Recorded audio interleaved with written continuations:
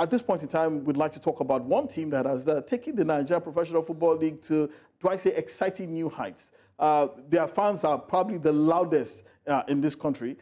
Everybody who comes to the stadium would like to give their testament to that fact. And I'm talking about the Mobolaji Bank Anthony Arena here in Lagos, formerly known as the Onikon Stadium. Sporting Lagos, according to a lot of people, have been a breath of fresh air. One of three privately owned teams in the 20-league Nigeria Professional Football League. They have been doing brilliantly well. And this man on your screen has taken the job like a duck to water. In just his first season in the NPFL, Coach Paul Offor has garnered quite a lot of attention for the revolutionary football that his team plays. He, alongside Coach Daniel Ogumodede of Remo Stars, are one of only two.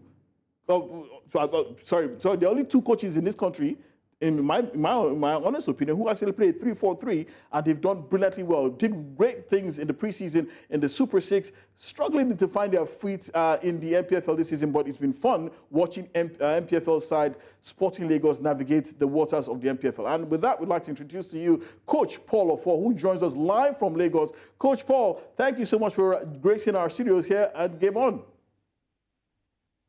Thank you. Thank you for having me.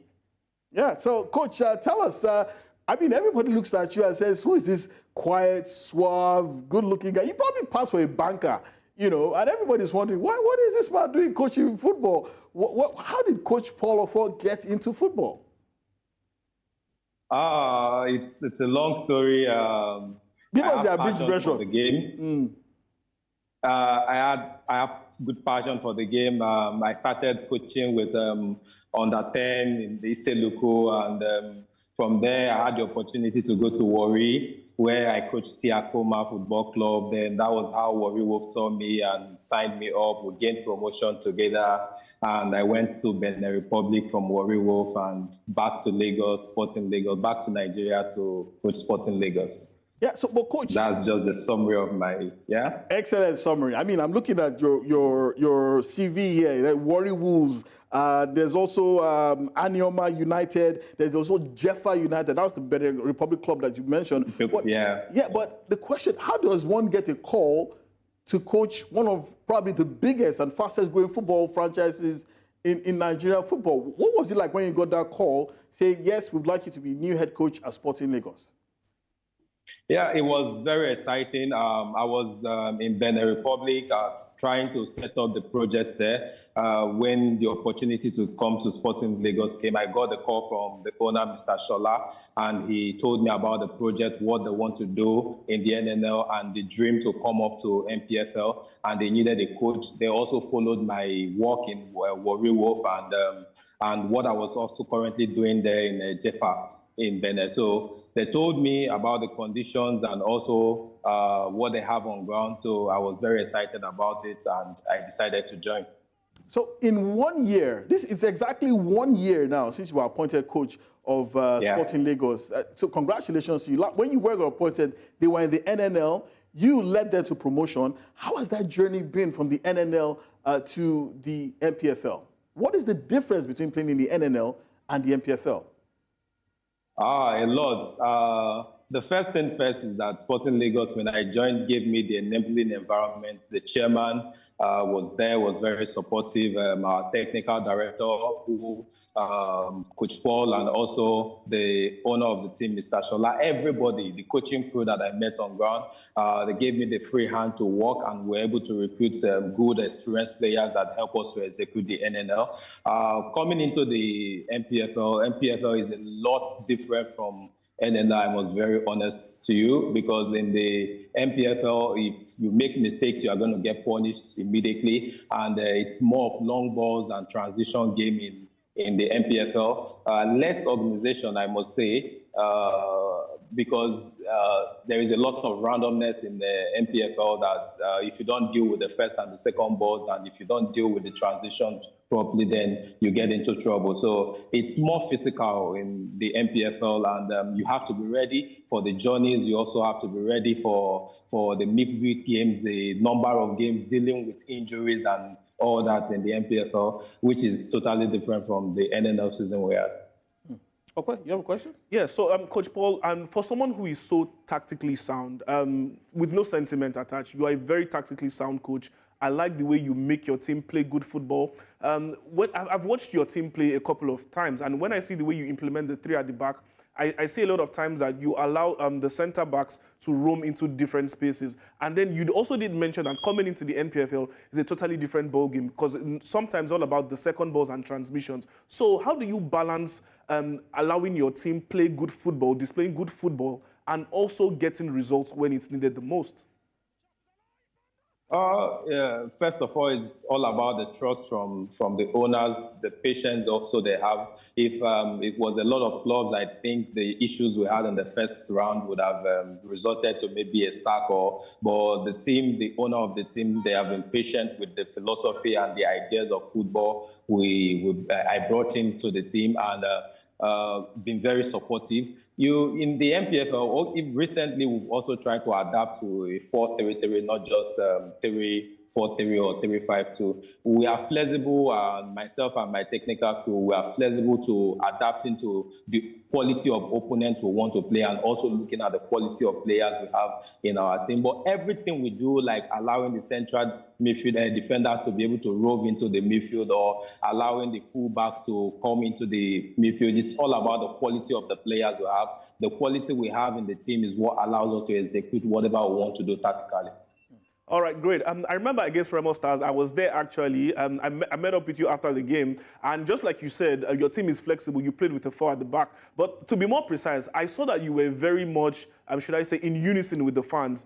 You, at the point in time, you led a chant for them to start singing, "Oh, Junior Locosa." So what is the relationship between you and the fans of Sporting Lagos?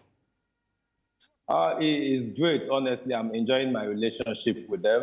And the way they support us, like I always tell them, they speak to the players more than I speak to the players because for 90 minutes, they are always talking to them. That is always the message I send to the fans. They've been very supportive to me personally and also to the players. And for some time, Junior Locosa struggled in front of goals and he had difficult moments. So I needed the fans to really be behind him in that game and also appreciate him for the effort he put in that game against Remo Star because I told him that you are going to lead us out of this game and you are going to help us win the game. And he did exactly that by taking that first opportunity we had in the penalty that we had against them in the first minute, 5th minute, and he was calm and composed and showed his leadership quality and his ability in front of goal. And that set the tone for the game, and he gave us that confidence, okay, look, we can come out against this team and be able to take them out. We did that.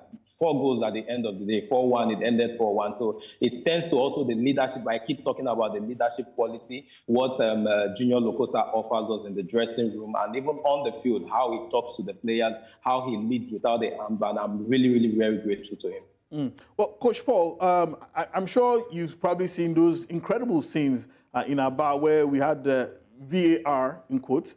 You've also probably seen, that goal that Rivers United scored at home against Kano Pillars, where it seemed as if like I said, the goalkeeper was impeded by an opposition player. How would you describe the quality of the refereeing in the NPFL? Could it be better, or is it fantastic? It's a lot better than what it used to be. So we'll have to give kudos to the referees and also to the league management. Can it get better? Definitely it can get better. So we'll continue to raise the standard and continue to try to make it better. I feel this season I will give 70% so far, but we can get to 80, 85, and 90 before the end of the season. But so far, I also like how the league board and the NFF are not joking with poor officiating and making sure that when you don't conduct yourself properly as a referee, that you are disciplined and brought to book. So it's also going to help everybody to be conscious of their actions. So kudos to the league management board and also the NFF. Okay, Coach, I also need to ask this question. A lot of people have talked about it's been difficult playing on different surfaces. For example, at the Mobile Bank Arena, you play on a synthetic pitch. Away from home, you play on a grass pitch. How do you manage to, find the right balance where your team is comfortable on both surfaces or any surface, as it were? It's really difficult because here in Lagos, we only train with the artificial turf. We don't have any alternative for a grass pitch except the NIS field, which is also not very good. And it really affected us against Niger Tornadoes, the last game we played in Kaduna. I don't think any of us were able to make 3-4 passes because the field was bumpy and it wasn't good. So both of us resorted to long balls. I think also the league management board have to look into some of the pitches that has also been approved for the league, because the Kaduna pitch wasn't good at all, and they allow us to play our football. Finally, Coach, before I let you go, first season in the NPFL with Sporting Lagos, how would you describe that? And possibly what can we look forward to from Sporting Lagos before the end of the season? We are committed in Sporting Lagos to improving our standards every day, and we are looking at how to get better both home and away, and make sure that the fans get the deserved results in every game we play, whether we're playing home or away. We want to finish in the top half of the table, and we are committed to doing that. The players are committed to doing that. I'm very excited and very happy with the run in the second round. We've been able to win all our home games. We've also been able to pick a point away, but we want to do more. We want to go away and not just pick a point, pick 3 points, and also come home and be able to pick 3 points. That's the only way we feel that we can move up the table and finish where we want to finish on the log. We also want to learn all the lessons we can learn this season so that we can use it to prepare better for next season, to make sure that we stabilize in the league and also contest for the trophy, for winning the league. But for this season, we just want to stabilize.